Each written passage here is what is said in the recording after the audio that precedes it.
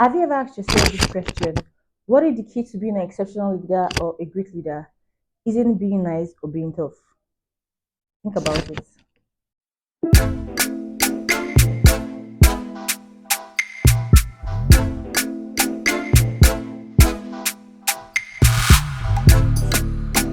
Hi guys, welcome once again to another book review episode. My name is Honor Chico and I'm super excited about the book that we're reviewing today.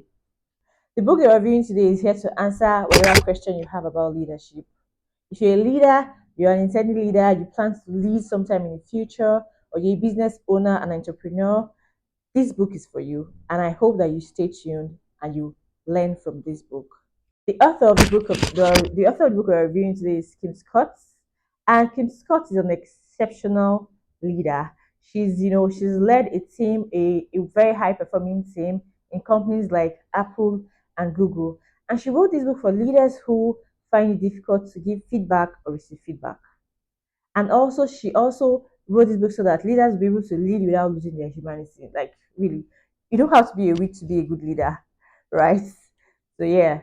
So if you really want to get the best out of your team, this book is for you. To be radically candid, there are two major boxes that you have to check. The first will be caring personally and then challenging directly, right? And the book talks about four different leadership styles, and we're going to be outlining all four of them. And I'm sure that as you go through these leadership styles, you'll be able to recognize one or more of these leadership style that maybe you exhibit, or maybe that your bosses or your team leads might have used while leading their teams. Yeah. So I really want you to pay attention to these things, and then in a situation whereby you realize that, oh, you're dropping the ball on a particular style or on how to be a better leader, I'm sure that from this review and also by the time you read the book, you'll be able to understand how to lead and get the best out of your team. In no particular order, the first will be manipulative insincerity.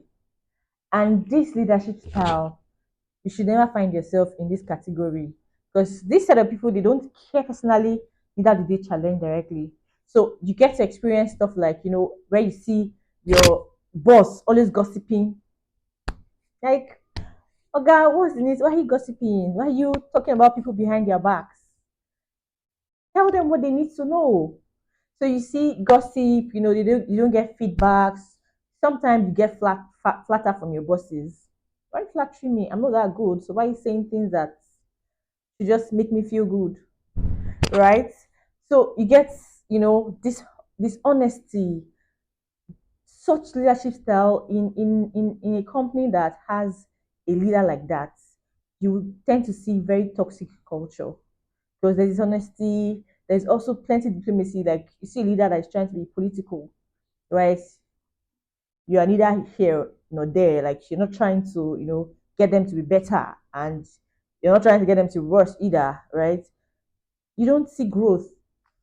And the second one would be obnoxious aggression. Now, this particular type of leaders, they don't care personally, but they challenge directly. In my opinion, I'd say that mm, in a case where you can't tick both boxes, I'd say that challenging directly might just be the best, right? Because it gets people to get the job done. Now, don't get me wrong. I understand that this kind of culture would, breed fear and resentment. But then again, does it get the job done? It does. I am not encouraging obnoxious, aggressive leadership style. I am not encouraging it, please. I am not. I used to be in that category. I'm not even gonna lie, right? And it wasn't as smooth as I have loved that particular period of my life to have gone, right? And I prefer that it was, a more smoother journey as a leader, as a team leader at the time. But it wasn't as smooth as I wanted it to go, right? And that was because I didn't care about what people were doing or what we're going through or whatever. I just need everybody to get the job done because I wasn't so friendly. I just come in, okay, you have to do this, you have to do that, this is your task. Have you done this? Have you done that? I need results, I need, right? And it didn't go as smooth as I'd have loved this to go, right? So, obnoxious aggression is not a totally bad one, but it's not the best. Let's see what the best is. So, radical candor is a leadership style that cares personally and challenges directly. A radically candid leader would look in your face and tell you when you're dropping the ball because they want you to grow, they want you to be better, and they want to achieve results. So, in a radically candid culture, you get to see trust amongst team members. There's a very strong team culture, right? There is growth. You see that. So, in a radically candid leadership environment, you see people growing, people getting better than they used to be, right? Because these leaders give feedbacks. They don't they don't encourage when people are laid back at work. They want to know what your strengths or what your weaknesses are. They want to be sure that you can get the job done. They want to be sure that you have the same vision with the team. And even if you do not, they want to ride along with you. They want to understand um, how you can impact the team and how you can also get better while you're working with the team. So radical candor is what every leader should try to be. Yes, is what I know that everyone might not have the capacity to be radically candid at every point. I'm trying to be very sincere, even though in the book Kim Scott had mentioned that, yeah, it is what we need to do. Yes, but do you think that everybody can be radically candid? But you can actually respond to that question in the comment section. Do you think that everyone has the capacity to be radically candid? I don't know. I really don't know. But right now, maybe not every time. Maybe everybody can, but maybe they might not be able to um, do that at every single situation. That's what I think. A bit of obnoxious aggression might just, come in. Okay, on to the next one, Venus empathy. A Venus empathetic leader. Now, these guys, they care personally, but they do not challenge directly. So, if you're not trying to get me to get better, how do you care about me? So I think these people are just very scared of hurting other people's feelings because they want you to, see them. They want you to, be happy. They don't want to, speak to you in a way that you won't like. Now, places like you see stagnation, you see frustration. The leaders are frustrated because they are tired. They're tired at almost every point. They're exhausted, right? So it's not going to it's also not going to help the people on the team because you're always trying not to challenge them. You're always trying not to redirect them. Meanwhile, you should learn to you know challenge people, let them know where they are not doing well so they could get better. So there's stagnation in the company. There's no growth basically, and real empathy can just be say the opposite um obnoxious. Is it obnoxious? No, not really. Maybe manipulative insincere because they are very similar. Just that manipulative insincere leaders, they are they want to be seen as good people. So they talk behind your back. They don't say it in front of you, or they come and flatter you because they want you to see them as good bosses. My boss is nice. Like you don't need to be nice, right? To be a good leader, you need to learn how to get the job done by also being very reasonable. The author of Radical Candor, she actually did emphasize that radical candor is basically how to be a kick-ass boss without losing your humanity. You can be stern without being unreasonable, without being wicked to people, right? I remember earlier on in my career, I said I was going to mention how obnoxious aggression also affected me, right? Um, Earlier in my career, when I started off, I was more of an obnoxiously aggressive leader because I cared more about getting the results, okay, this is what I was employed to do, right? And surprisingly, it's led to an aggressive or a physically aggressive reaction from me.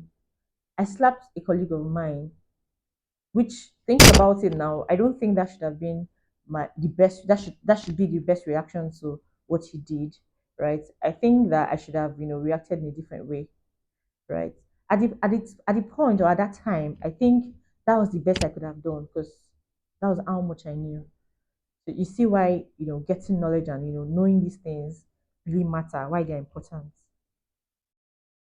My MD wasn't happy about it, even though the boy was in the wrong. He was wrong entirely. But, but I don't go around. I shouldn't go around beating people up in the office because make it make sense. It would never make sense. So that was how I thought I could have handled that situation. But I know better today that being aggressive or being physical, right, wouldn't solve anything. You get what I mean? So, and eventually, when I started my own business, I realized while reading this book that I started turning towards Venus empathy, where I'm very bothered about how people feel when I challenge them directly. So I'm always more concerned about how they are doing, how are you, how's your family. At some point I realized that a lot of them started taking advantage of that, right? They say taking advantage of the fact that MD is not gonna react this way, MD is not gonna scream at us, you get what I mean? So they were allowed to do a lot of nonsense while I was still trying to be nice. And I'm like, okay, if they're not here, who will do it? I need people to get this done. I need people to do that. I can't do everything on my own. But I realized it wasn't helping. I could care about these people and still, challenge them when I have to. When they're doing something wrong, I should be able to tell them. Of course, with respect, right? But then I just felt like maybe because of the experiences I've had before, right? Why, like, would they be happy when I tell them they're not doing well? Would they feel good about it, right? Because leading as a young female, it's not something that you get to see in this part of the world quite often, right? Usually people would respect more when it's a man that is leading them. But that's my opinion. If you have a different opinion, you can just mention it in the comments, right? But they would rather that a man is, but when it's a lady leading, there is a struggle for I don't want to be messed around with. And I think that was why I was the way I was initially. And then when I was running my business, I realized that okay, I need to be softer with these guys. I didn't want to make them feel any way or make them feel like, oh, I'm trying to, lord over them. You get what I mean? So I suffered because I was frustrated. I realized I started doing every single thing by myself. So it was so frustrating. I was always tired. My people weren't even growing. They didn't know better, right? And then when I came across Radical Candor, oh, I learned a lot. I learned so much. I'm so grateful for Kim Scott for even putting down these things, the gems that she's put together to get this book out there. I'm so grateful for her because Radical Candor changed my life. And it's a book that I think that every leader should read. If you're a leader, you're a team lead, you plan to lead at any point in life, you should read Radical Candor because it will teach you how to give feedback, how to receive feedback as a leader. Because there are a lot of people that have have concerns with receiving feedback. Your team members can't even say, "Oh, I think this is what you're doing is um that is not correct," or "I don't think that you should do this way."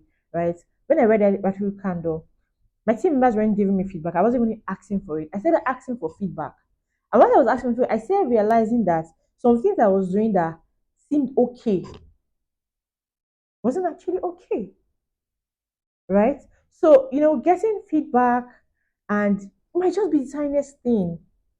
Of course, it's not a book that says that you should give room for people to speak to you in ways that you would not appreciate. But giving feedback of course, different from being disrespected. You're asking for feedback. You want to know what you need to do better. Uh, um, I think that it's something that is going to be very helpful to your growth as a leader, right? So if you're a business owner, you're a team lead, entrepreneur, anything leadership, basically a manager, right? I think that you should read this book. And if you also know that you've experienced any of this leadership style as a leader or as a team member, maybe any of your bosses has acted in this way, just identify those leadership styles and then let me see what you have to say in the comment section also. And please, please, please, please, please, please, I would really, really, really appreciate if you read this book. I would appreciate if you read this book. So please make comments and do not forget to like and subscribe because we're reviewing other wonderful books. Thank you very much. See you next time.